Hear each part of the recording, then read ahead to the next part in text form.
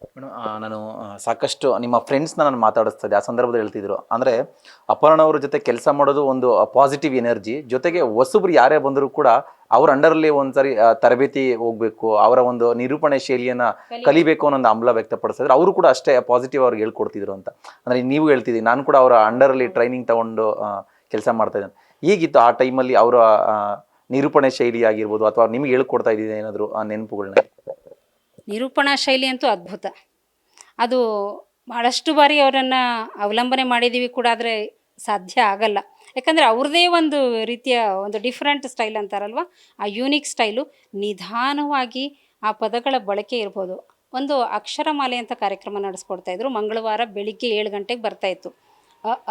ಈ ಕನ್ನಡದ ಅಕ್ಷರಮಾಲೆ ಅಂತ ಹಾಡಿನಿಂದ ಪ್ರಾರಂಭ ಆದರೆ ಅಪರ್ಣ ಇದ್ದಾರೆ ಅಂತ ಗೊತ್ತಾಗಬೇಕು. ಅಚ್ಚುಕಟ್ಟಾಗಿ ಒಂದೊಂದು ಸ್ವರಗಳು, ವ್ಯಂಜನಗಳ ಪರಿಚಯ, ಅದಕ್ಕೆ ಸಂಬಂಧಪಟ್ಟ ಗಾದೆ ಮಾತುಗಳು, ಅದಕ್ಕೆ ಸಂಬಂಧಪಟ್ಟ ಒಗಟುಗಳು, ಅದಕ್ಕೆ ಸಂಬಂಧಪಟ್ಟಂತಹ ಕವಿಗಳ ಪರಿಚಯ.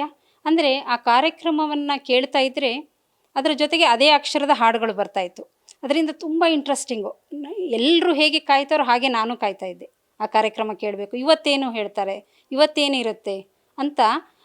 ಕೇವಲ ಒಂದು ಮನೋರಂಜನೆ ಅಷ್ಟೇ ಅಲ್ಲ, ಮನೋರಂಜನೆಯ ಜೊತೆಗೆ ಒಂದು ಸಾಹಿತ್ಯದ ಬಗ್ಗೆ ಔತಣವನ್ನು ಉಣಬಡಿಸಿದಂತಹ ಉದ್ಘೋಷಕಿ ಅಂತ ಹೇಳ್ಬೋದು. ಅಂದರೆ ಸಾಮಾನ್ಯವಾದಂತಹ ಪ್ರೆಸೆಂಟೇಷನ್ ಅಲ್ಲ ಅವರ ಒಂದು ನಿರೂಪಣೆ. ಬೇರೆ ಎಲ್ಲರೂ ಒಂದು ಹಾಡು ಹೇಳಿ ಯಾವುದೋ ಒಬ್ಬ ನಟನ ಬಗ್ಗೆ ಮಾತಾಡೋದು, ನಟಿಯ ಬಗ್ಗೆ ಮಾತಾಡೋದು ಸಹಜ. ಸಾಹಿತ್ಯದ ಬಗ್ಗೆ ಪರಿಚಯ ಕೂಡ ಮಾಡಿಸ್ತಾಯಿದ್ರು. ಅದನ್ನು ನೋಡಿದಾಗ ಅವರಿಗೆ ಸಾಹಿತ್ಯದ ಬಗ್ಗೆ ಒಲವಿತ್ತು ಅನ್ನೋದು ತುಂಬ ಸ್ಪಷ್ಟವಾಗಿ ಗೊತ್ತಾಗುತ್ತೆ. ಅದೇ ಹೇಳಿದ್ನಲ್ಲ, ಭಾಳಷ್ಟು ಕಲ್ತಿದ್ದೀನಿ. RJ ಆಗಿ ಅವ್ರ ಜೊತೆಲಿ ಕೆಲಸ ಮಾಡಿದ್ದೀರಾ, ಅವ್ರನ್ನ ಹತ್ರದಿಂದ ನೋಡಿದ್ದೀರಾ. ಅಪರ್ಣ ಅವರು ಒಬ್ಬರು ನಟಿಯಾಗಿದ್ದರು, ಸಾಕಷ್ಟು ಸಿನಿಮಾಗಳಲ್ಲಿ ನಟಿಯಾಗಿದ್ದರು. ಅದಾದ ನಂತರ ಕಿರುತೆರೆಯಲ್ಲೂ ಕೂಡ ಸಾಕಷ್ಟು ಸೀರಿಯಲ್ಸಲ್ಲಿ ಆ್ಯಕ್ಟ್ ಮಾಡಿದರು. ರೀಸೆಂಟಾಗಿ ಒಂದು ಮಜಾ ಟಾಕೀಸ್ ಅನ್ನೋ ಪ್ರೋಗ್ರಾಮಲ್ಲಿ ಕೂಡ ಒಂದು ವಿಶೇಷವಾದ ಪಾತ್ರ. ಒಬ್ಬ ನಟಿಯಾಗಿ ಅಪರ್ಣ ಅವರ ಯಾವ ರೀತಿ ನೆನೆಸ್ಕೊಳ್ತೀರಾ ನೀವು? ನಟಿಯಾಗಿ ತುಂಬ ಅದ್ಭುತವಾದಂತಹ ನಟನೆಯನ್ನು ಬಲ್ಲವಳು ಅಪರ್ಣ. ಆದರೆ ನನಗೆ ಒಂದು ಆಶ್ಚರ್ಯ ಆಗಿದ್ದು ಅಂದರೆ, ಸೃಜನ್ ಲೋಕೇಶ್ ಅವರ ಮಜಾ ಟಾಕೀಸಲ್ಲಿ ಹಾಸ್ಯ ನಟಿಯಾಗಿ ಬಂದರು. ಅದು ನಿಜವಾಗ್ಲೂ ನಮಗೆ ಅದು ಒಂದು ಇನ್ನೊಂದು ಮುಖ. ಆ ಮುಖವನ್ನು ನಾವು ಹೆಚ್ಚು ನೋಡಿರಲಿಲ್ಲ. ಗಾಂಭೀರ್ಯತೆಯಿಂದ ಕೂಡಿದ್ದಂತಹ ಅಪರ್ಣನ ನೋಡಿದ್ದೀನಿ. ಫ್ರೆಂಡ್ಸ್ ಜೊತೆ ಚೆನ್ನಾಗಿ ಮಾತಾಡ್ತಾಯಿದ್ರು. ಬಟ್ ಇನ್ನೊಂದು ನಾನು ತುಂಬ ಅಬ್ಸರ್ವ್ ಮಾಡಿರೋದು ಅಂದರೆ ಮೆಚ್ಚುಗೆ ವ್ಯಕ್ತಪಡಿಸುವಂತಹ ಒಂದು ಕ್ಯಾರೆಕ್ಟರ್. ಯಂಗ್ ಏಜ್ ಇರ್ಬೋದು, ಮಿಡ್ಲ್ ಏಜ್ ಇರ್ಬೋದು, ಯಾವುದೇ ಏಜಲ್ಲೂ ಹಲವಾರು ಪುರುಷರ ಸಂಪರ್ಕ ಬರುತ್ತೆ. ಆದರೆ ಒಂದು ರೀತಿಯ ಬೌಂಡ್ರಿ, ಒಂದು ಡಿಸ್ಟೆನ್ಸನ್ನು ಕರೆಕ್ಟಾಗಿ ಅಚ್ಚುಕಟ್ಟಾಗಿ ಮೇಂಟೈನ್ ಮಾಡಿದವಳು ಅಂದರೆ ಅಪರ್ಣ. ಯಾರಿಗೂ ಹೆಚ್ಚಿನ ಸಲಿಗೆ ಕೊಡ್ತಾ ಇರಲಿಲ್ಲ, ಯಾರಿಗೂ ಚೆಲ್ಲಾಗಿ ಮಾತಾಡೋದಿಲ್ಲ.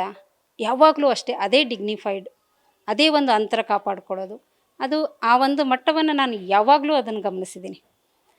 ಅಂಥ ಒಂದು ಗಾಂಭೀರ್ಯತೆ, ಒಂದು ಡಿಸ್ಟೆನ್ಸ್ ಮೇಂಟೈನ್ ಮಾಡಿದಂತಹ ಅಪರ್ಣ ಮಜಾ ಟಾಕೀಸಲ್ಲಿ ಕಾಮಿಡಿ ಆ್ಯಕ್ಟರಾಗಿ ಬಂದುಬಿಟ್ಲು. ಅದು ಹೇಗೆ ಮಾಡೋಕ್ಕೆ ಸಾಧ್ಯ? ನನಗೆ ಆಶ್ಚರ್ಯ ಆಗಿತ್ತು. ಬಟ್ ತುಂಬ ಅದ್ಭುತವಾಗಿ ಮಾಡಿ ಕನ್ನಡಿಗರ ಮನಸ್ಸನ್ನು ಗೆದ್ದಲು. ತುಂಬ ಖುಷಿ ಅನ್ನಿಸ್ತು. ಅದ್ಭುತವಾದಂಥ ನಟಿ.